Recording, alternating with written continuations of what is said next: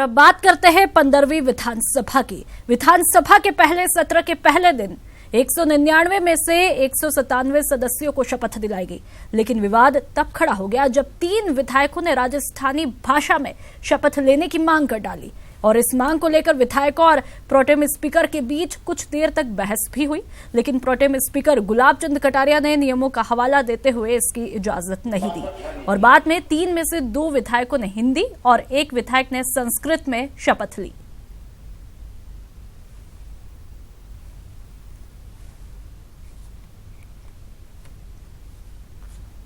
और चलिए इस पर हमारे साथ मेहमान जुड़ गए हैं। रफीक खान जो कि विधायक है कांग्रेस के, लक्ष्मीकांत भारद्वाज बीजेपी के नेता, जोगेश्वर गर्ग विधायक है बीजेपी के, प्रोफेसर कल्याण सिंह शेखावत जुड़े हैं।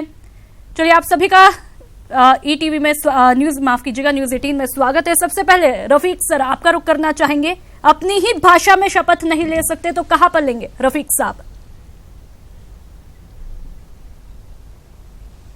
एक्चुअली राजस्थानी जो भाषा है वो भाषा नहीं है, वो बोली है। भाषा तो जब अपन एक लैंग्वेज को उसका राइटिंग का, उसके अल्फ़ाबेट का माध्यम दे देते हैं तब वो भाषा बनती है। ये बोली है और बोली की अभी मान्यता मेरे ख्याल से है नहीं। संस्कृत की है, अंग्रेज़ी की है, हिंदी की है, तो ये एक रीज़न मेरे ख्याल से रहा होगा। और बाकी अगर कभी मान्यता मिली इसकी तो होपफुली आगे फ्यूचर में ये भी हो सकता है कि लोग बाग इसमें भी अपनी शपथ ले पाए। जी, तो आपकी नजर में ये बोली है। साथ ही हमारे साथ लक्ष्मीकांत भारद्वाज जो कि बीजेपी के नेता हैं। जी जी, जैसे लक्ष्मीकांत जी, रफीक खान साहब ने कहा, लक्ष्मीकांत जी रफीक खान ने कहा है कि ये भाषा नहीं बोली है, तो फिर क्यों दिल्ली में इस भाषा को मान्यता देने के लिए कवायद की गई? पेच कहां पर फंस रहा है लक्ष्मीकांत जी? नहीं, देखिए 1936 से राजस्थान के लोग राजस्थानी भाषा को संवैधानिक दर्जा देने की मांग करते आए हैं। जब 1947 के बाद देश का संविधान लिखा जा रहा था तब भी राजस्थान के मोजीज लोगों ने संविधान निर्माताओं के सामने इस बात को उठाया था कि राजस्थानी भाषा को मान्यता मिलनी चाहिए। लेकिन ये 2003 तक 2003 तक आवाज कट गई। 2003 तक इस मामले में कोई सुनवाई नहीं हुई। 2003 में राजस्थान की असेंबली ने, जिसमें भारतीय जनता पार्टी और कांग्रेस पार्टी दोनों के प्रतिनिधि शामिल थे, इन्होंने प्रस्ताव बनाकर भारत सरकार को भेजा। तब भारत सरकार के प्रधानमंत्री अटल बिहारी वाजपेयी ने इस पर एक कमेटी बनाई। एस महापात्रा जी जो उड़ीसा के हमारे साहित्यकार हैं, उनके नेतृत्व में कमेटी बनी। उस कमेटी ने 2 साल में अपनी रिपोर्ट दी।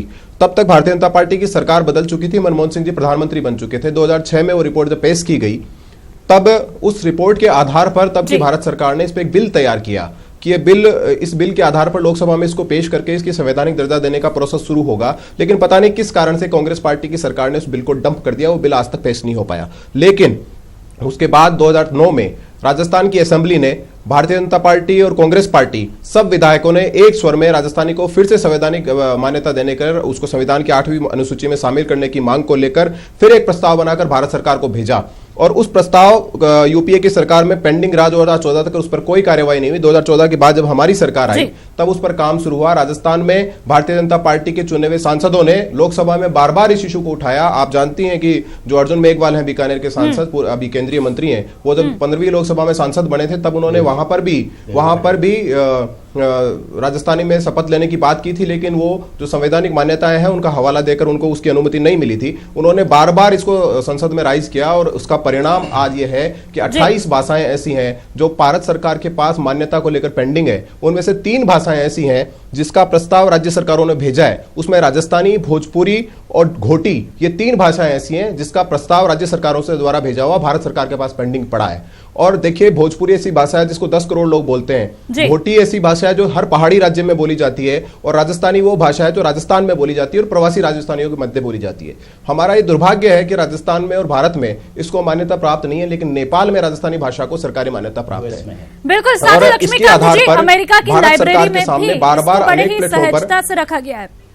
साथ ही लक्ष्मीकांत जी अपने ही प्रदेश में बिल्कुल हमारे जो कन्हैयालाल सेठिया जी है, हमारे जो कन्हैयालाल सेठिया जी हैं, उनकी कविता जो धरती दोहरारी कविता है, उसको अमेरिका की उस लाइब्रेरी ने बाकायदा उनके ही स्वर में रिकॉर्ड करके वहां पर स्टोर करके रखा हुआ है। इसलिए हमारी भाषा कोई कमजोर भाषा नहीं है। और मैं आपको बड़े एक आशावादी तरीके से ये बात बोलना चाहता हूं कि भारत सरकार के प्रयासों से और हमारे जो चुने हुए सांसद राजस्थान से हैं, उनके प्रयासों से जो अगला बजट सत्र है जिसको हम देखने वाले हैं, आपको राजस्थानी भाषा को लेकर कोई अच्छी खबर सुनने को मिल सकती है, क्योंकि राजस्थान के सांसद उम्मीद कर रहे हैं कि अब संवैधानिक मान्यता मिल सकती है, ऐसी उम्मीदें हैं। जोगेश्वर गर्ग भी हमारे साथ जुड़े हुए। जोगेश्वर साहब, अपने ही प्रदेश में अपनी भाषा को पहचान दिलाना क्या चुनौती बना हुआ है?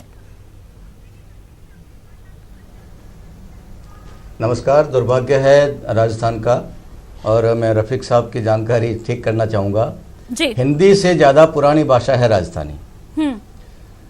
500 साल पहले जालोर के इतिहास पे एक काव्य लिखा गया था, कानड़ दे प्रबंध महाकवि पद्मनाभ ने लिखा था।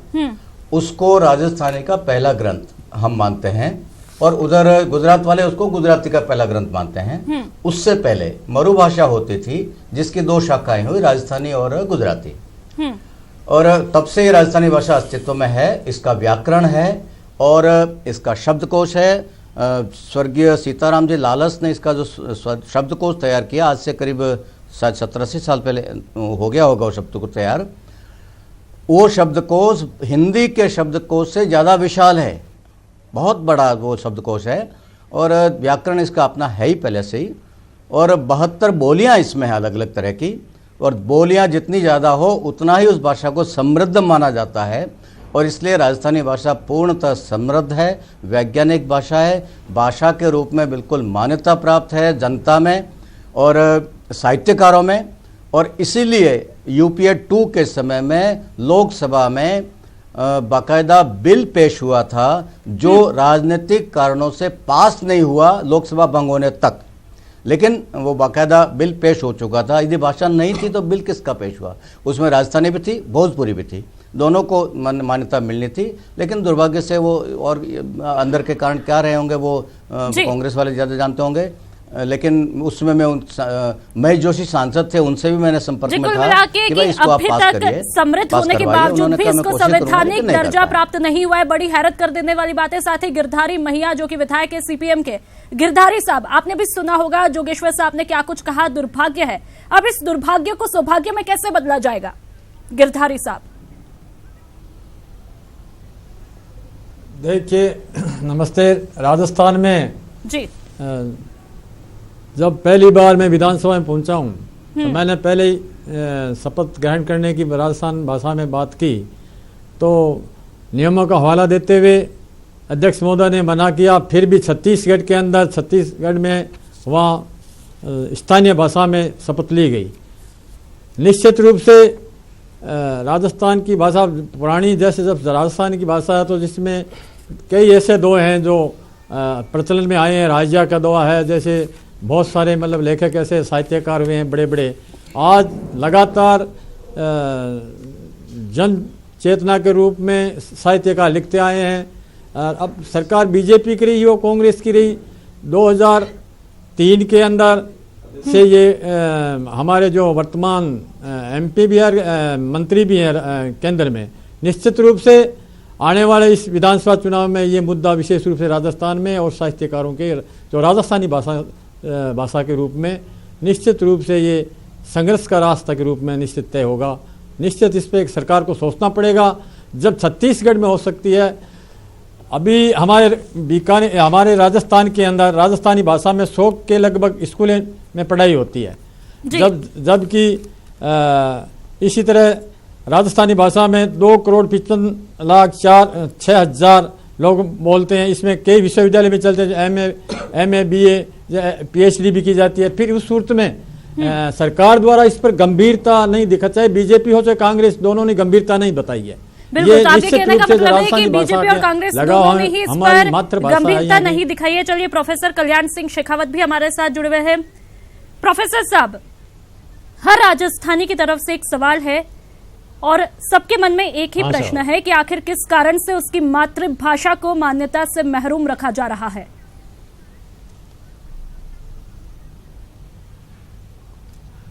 देखिए, ये 10 करोड़ जनता की मातृभाषा है और भारत की सबसे जो प्राचीन, समृद्ध, संपन्न भाषाएं हैं उनमें से एक है। ये हमारा दुर्भाग्य है कि राजनेता इस मातृभाषा के महत्व को नहीं समझ सके। भाषा की अब तक उपेक्षा हुई और उस भाषा के साथ जो संस्कृति का पक्ष जुड़ा हुआ है उसकी भी हमने उपेक्षा की। ये हमने सुना अभी कि विधानसभा में हमारे जो कार्यवाहक अध्यक्ष थे उन्होंने राजस्थानी भाषा में शपथ लेने की अनुमति नहीं दी। ये दुर्भाग्यपूर्ण था और मैं समझता हूं ये हमारे लिए काला दिवस हुआ। आप हमारे गुलाब चंद जी कटारिया शिक्षा मंत्री रहे हैं, उनको ये ज्ञान होना चाहिए कि एक भाषा है, जनभाषा है, समृद्ध भाषा है। उसके बाद जनता की मातृभाषा में जो शपथ लेने का अधिकार है उस विधानसभा सदस्य का, उसकी उन्होंने घोर उपेक्षा की है। हम उनके इस कार्य की निंदा करते हैं और ये कोशिश करते हैं कि जब तक जन की भाषा को सम्मान नहीं मिलेगा, जनतंत्र अधूरा रहेगा। भारत की आज़ादी को हम तब तक संपूर्ण नहीं मानेंगे जब तक भारतीय भाषाओं को सम्मान नहीं मिलेगा। भारतीय संविधान में ये व्यवस्था की हुई है, प्रदेश में उसकी प्रादेशिक भाषा होगी। प्रादेशिक भाषा वो होगी जिसको जन प्रतिनिधियों और चुने हुए आए हैं उनकी भाषा जो है वही प्रादेशिक भाषा होगी। जी, साथ ही प्रोफेसर हमारे साहब, देश में यहाँ पर मेरा हिंदी एक को सवाल ये भी राष्ट्रभाषा का है, दर्जा मिला, जब इस नए तरह प्रदेश में राजस्थानी की भाषा बात होती है तो कहीं ना कहीं आपको ऐसा नहीं लगता है कि अपने ही प्रदेश की भाषा से अब आने वाली पीढ़ी भी रूबरू नहीं हो पाएगी? आप क्योंकि प्रोफेसर है तो अच्छे से समझ सकते हैं। जी हाँ, हम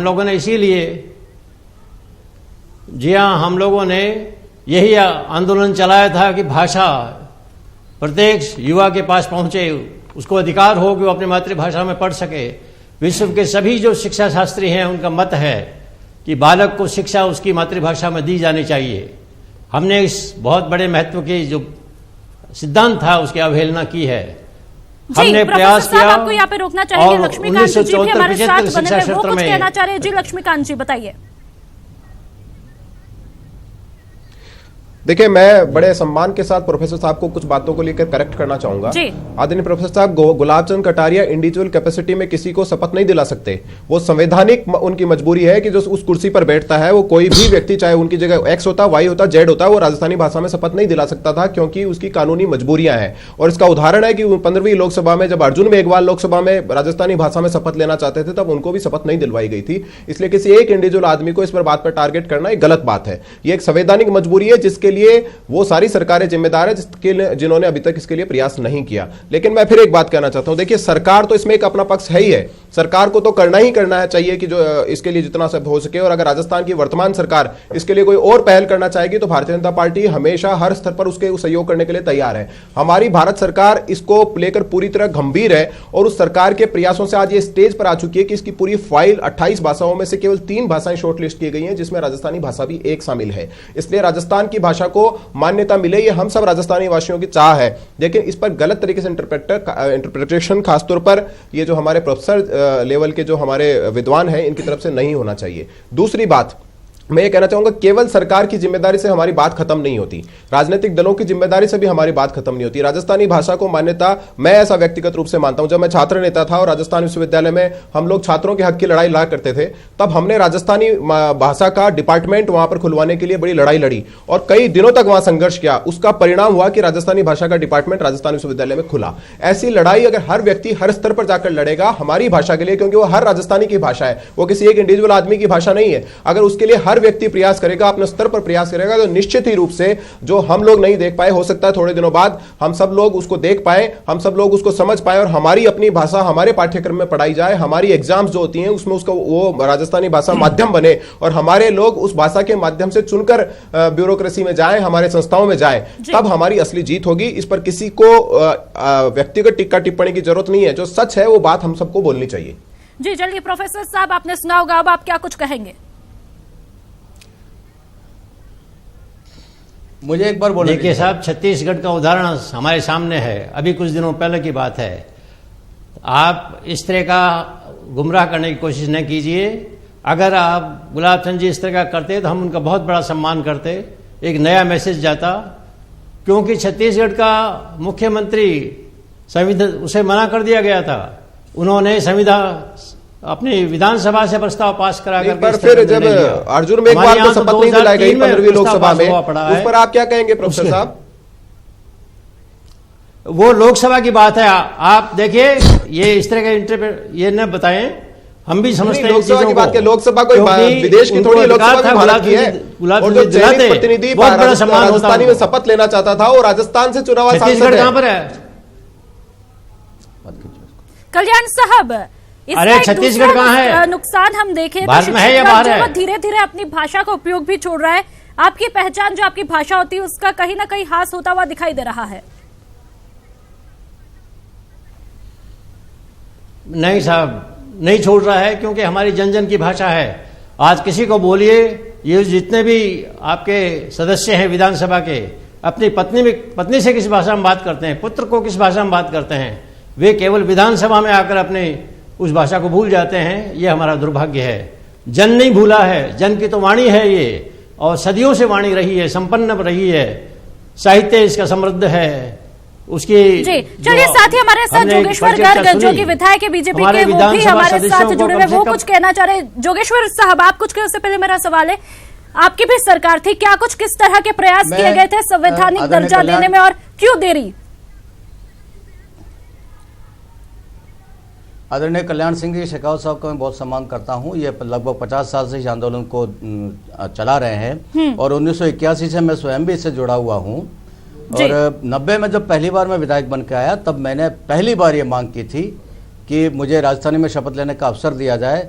उस समय राजस्थानी के प्रबल पक्षधर पूनम चंद बिश्नोई साहब प्रोटेम स्पीकर थे और मुझे उम्मीद थी कि वो मुझे अनुमति देंगे। वो राजस्थानी के बहुत प्रबल समर्थक रहे हैं और राजस्थानी आंदोलन में सहभागी रहे हैं वो, लेकिन वो भी मुझे मदद नहीं कर पाए, अनुमति नहीं दे पाए। उस समय दे सकते थे वो। तो जब आज जो कटियारे साहब की बात हो रही है तो उसमें पूनम चंद बिश्नोई पर भी यही आरोप आता है। और दूसरी बात, 1994 में जब दूसरी बार विधायक बन के आया, तब 116 विधायकों के दस्तखत हस्ताक्षर मैंने करवाए थे उस ज्ञापन तो पे। पहले भी कवायद की गई है, लेकिन अभी चुनौतियां बनी हुई है। साथ ही गिरधारी मैया जो कि विधायक है सीपीएम के, वो भी हमारे साथ बने हुए हैं। गिरधारी साहब, हैरत की बात यह है कि राजस्थानी भाषा का अपना इतिहास रहा है, यहाँ तक कि अमेरिका की लाइब्रेरी में भी इसे बहुत ही अच्छे तरीके से सजाया गया है और लोकगीत, संगीत, नृत्य है, पर सरकारी मान्यता नहीं। किस तरह की कमी?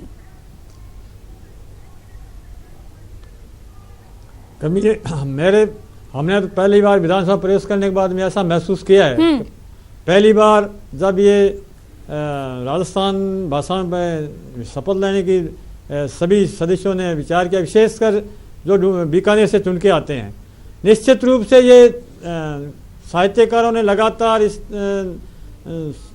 रास्ते पे संघर्ष किया है। जब हर क्षेत्र के अंदर, चाहे महाराष्ट्र में हो, जहाँ महाराष्ट्र में तो बोलने नहीं देते महाराष्ट्र में, उसी तरह छत्तीसगढ़ है, चाहे बंगाली है, जहाँ हर अपनी राज्यों में भाषा की महत्ता है।